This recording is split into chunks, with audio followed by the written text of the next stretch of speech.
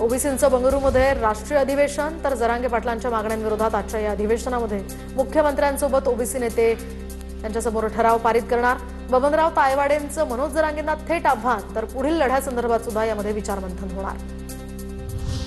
Jantar मंतरवरील Gen Z विद्यार्थ्यांच्या आंदोलनाला ताकद पुरवली। भारतीय किसान युनियनचे अध्यक्ष राकेश टिकेत यांचा अकोल्यामध्ये हा गौप्यस्फोट।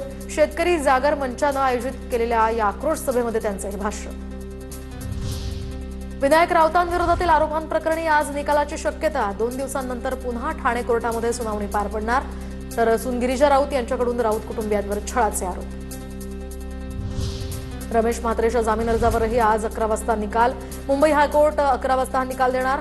डॉक्टर मारहाण प्रकरणामध्ये रमेश म्हात्रे सध्या न्यायालयीन कोठडीत। केंद्रीय गृहमंत्री अमित शहा आज आणि उद्या मुंबई दौऱ्यावर, तर शहांच्या हस्ते MUCFDCच्या नवनिर्मिती कार्यालयाचं उद्घाटन होणार। राहुल गांधींची इंस्टाग्रामवर आस्क मी एनिथिंग ही मोहीम। जेनझींसोबत संवाद साधण्यासाठी नवं कॅम्पेन, तर तरुणांनी प्रश्न विचारण्याचं राहुल गांधींचं आवाहन।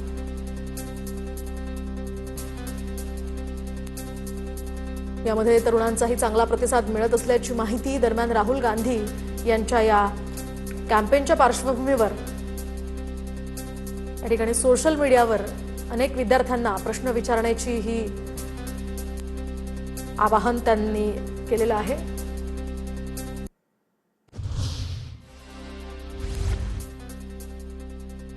वाद झालेला आहे।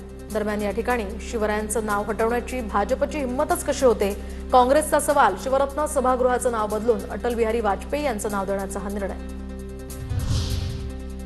सोलापूर जिल्हा परिषदेतील सभागृहाचं नाव बदलल्यास नव्या नावाला काळं फासणार।